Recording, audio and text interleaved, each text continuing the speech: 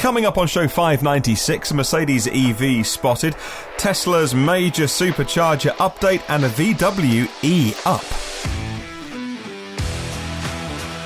Well, good morning, good afternoon, or good evening, wherever you're listening around the world. Welcome to EV News Daily. Here is your edition for Monday, 30th of September today, last day of the month. My name is Martyn Lee, going through every EV story to save you time. Reckon that the Tesla results looking like they're going to be Tuesday, either before the market opens or shortly after the market closes. This 2nd of October, this Wednesday, for the Tesla deliveries, in case you're following those. If you're more interested in used cars, though, maybe buying them or selling them, then you'll be more interested in myev.com, myev.com. They do help me make this show. So, yeah, I mentioned the Mercedes EV that's been spotted, actually, more than one. Let me fill you in on the details. If you're after a premium SUV, Mercedes has them by the dozen. The compact GLA all the way up to the full-size GLS and the forthcoming Maybach version. You are spoilt for choice, but what about if you want to drive electric?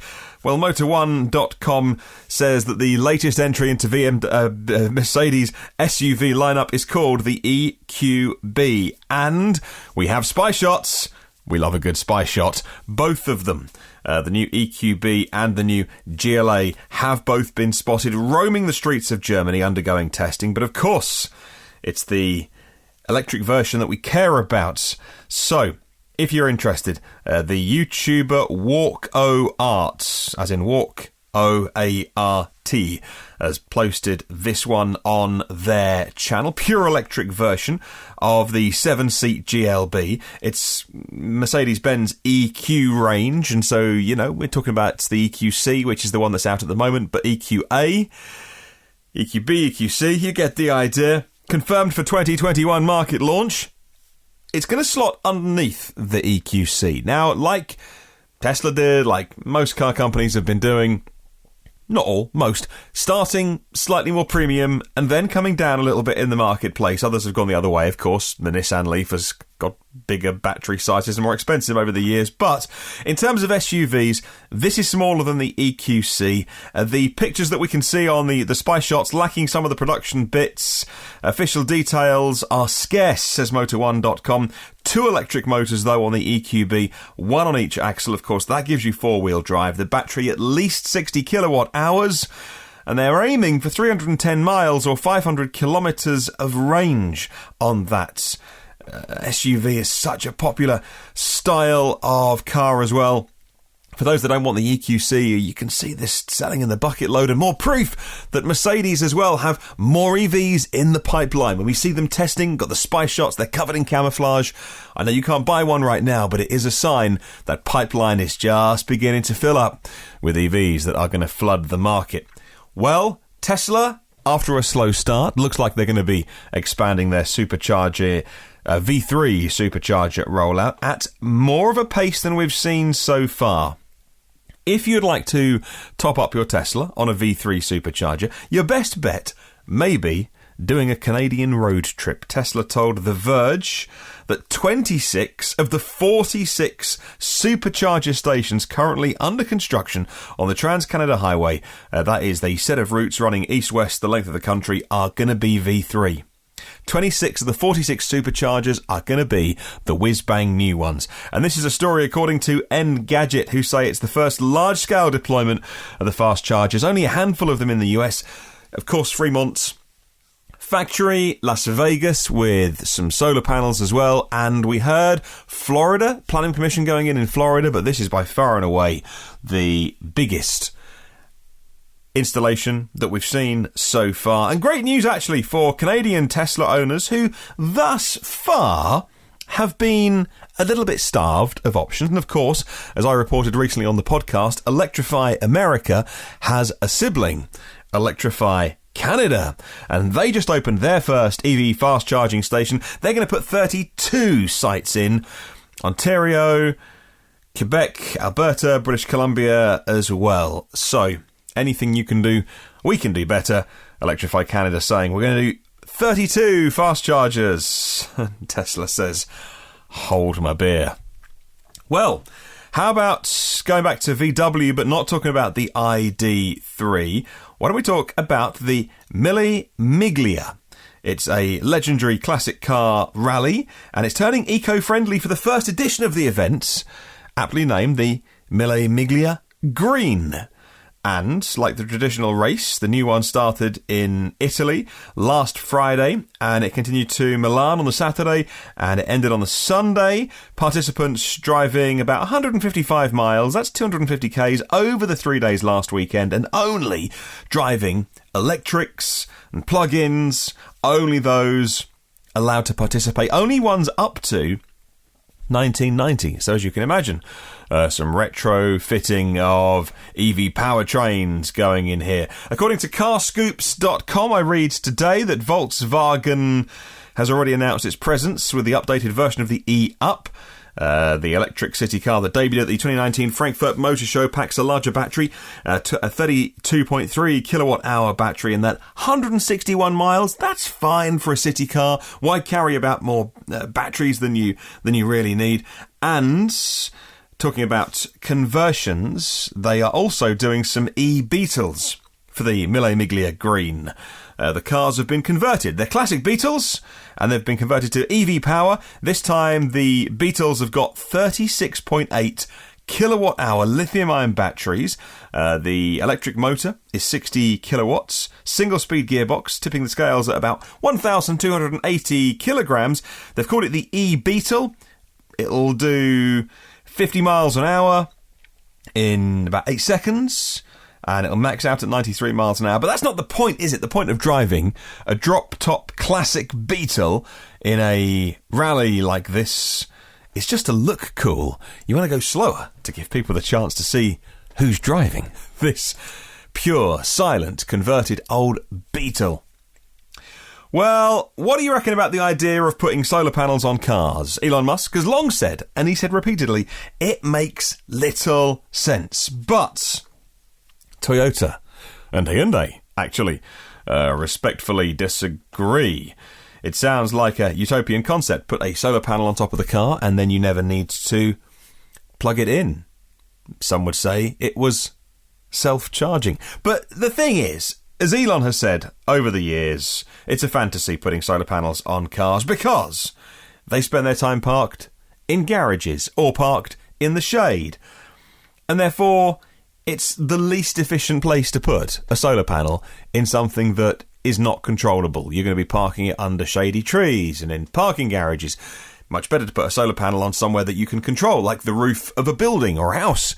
And you know the angle of the roof, where the sun's going to shine, and you can charge your car from that. However, Toyota and Hyundai, like I say, respectfully disagree. They are pursuing the idea of putting as many solar panels on their cars as possible to capture the imagination of the buying public. When people drive, they say they're going to be going outside, so the beauty of our system is it will regenerate while driving. So as long as the sun is shining, you'll be generating electricity. That's Nathan Cokes, Toyota Motors of North America Advanced Technology spokesman. Yes, okay, well, that's good news, but you can't exactly do a very long journey on the electricity that you've made yourself unless you're living in a very, very sunny country. Your car is parked in direct beating sunshine and you're not going very far. Personally, I think I'll keep the car out of the sun, try and protect it a little bit rather than having it baking in the sun all day long. But that's Toyota's approach, and Hyundai's as well. They're putting some solar panels on theirs, not to power the car. They're not talking about it in those terms. They're saying that they can add some auxiliary power to the Sonata EV, because the hybrid that they make, the hybrid EV, much like the prototype that Toyota have been talking about with their solar panels, the solar energy alongside the power of a 12-volt battery helps with other features, things like lighting and air conditioning. So don't write it off completely, but you won't be doing any long journeys on solar power alone. Well, what do you do with the battery when it's all done and dusted? By 2030, there'll be over 6 million battery packs retiring from EVs every single year, according to the latest report, which is named Second Life Electric Vehicle Batteries 2020 to 2030. It's a fascinating read. According to Economic Times, part of IndiaTimes.com, as the uptake of EVs continues, the concern of what to do with batteries when they get to their end of their life is increasing. By 2030, 6 million battery packs retiring from EVs every year, says this report. The research further underlined the first batch of electric vehicle batteries will soon be reaching their retirement age. In the next 10 years, we'll see a huge increase in the volume of retired batteries. Experts believe energy storage devices will have an important role in the electricity market. By 2030, so in 11 years' time, second life battery capacity will hit over 275 gigawatt hours every single year. That's a huge opportunity for battery storage. And of course, just because the battery can't provide the power to move your car, you don't need that kind of power that a car would pull, 20, 30, 40, 50, 60 plus kilowatts out of it at any one time. Boiling the kettle, well, that's 3 kilowatts. So, of course, even though the battery might be starting to slow down a little bit, it is still good for many, many, many years in second life uses. Stationary energy storage will bring a tremendous value to a wide range of uses all around the world. And of course, the more EVs that are built now, when they say in about 11 years' time, when this current batch of EVs, the cars wear out, the batteries are still good, that is a cumulative effect, of course.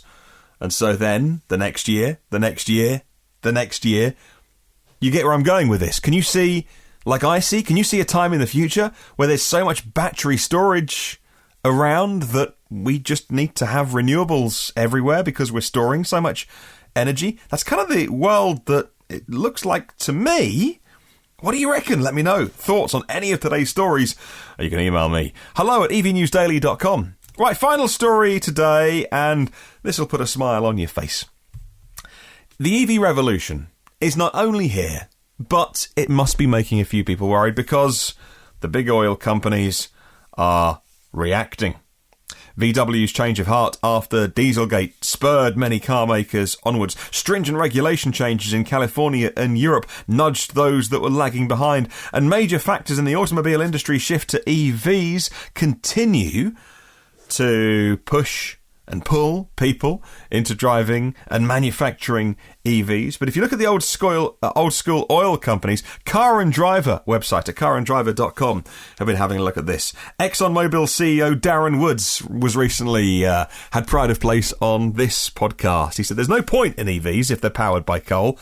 Well, firstly, there is, but we won't go down that route because coal-fired power stations are actually more efficient than internal combustion engines. But let's not go down that route because most grids around the world, not all, most grids around the world have pretty much eradicated the majority of coal from their grid. And whilst ExxonMobil is busy drilling for lots more oil, they're not really in the coal business. It's interesting that they're making comments about EVs.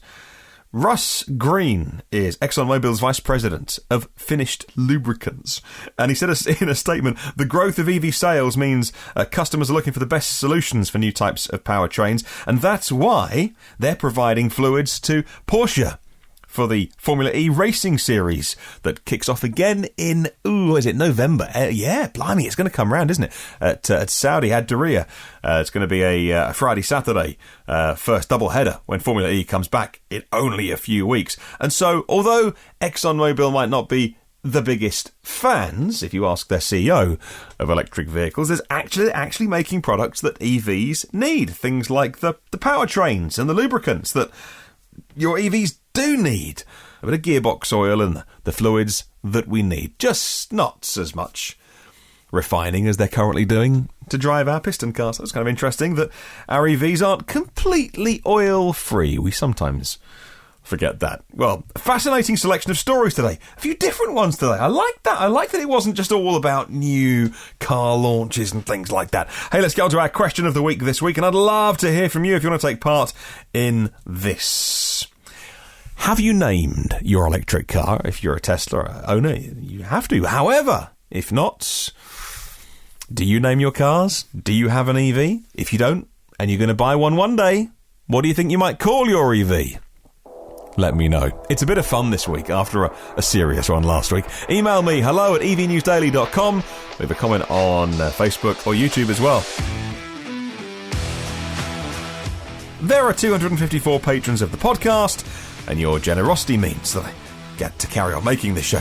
Thank you to my premium partners, Phil Roberts, Arb Electric Future, Brad Crosby, a premium partner, and Avid Technology as well. 595 previous shows are online, but you can get the new ones first and free and automatically by hitting subscribe in your podcast app, or if you want to, you can do it on YouTube, where we put the audio as well. If you want to get in touch, just search on the socials for EV News Daily. In the meantime, have a wonderful day. I'll catch you tomorrow. And remember, there is no such thing as a self-charging hybrid.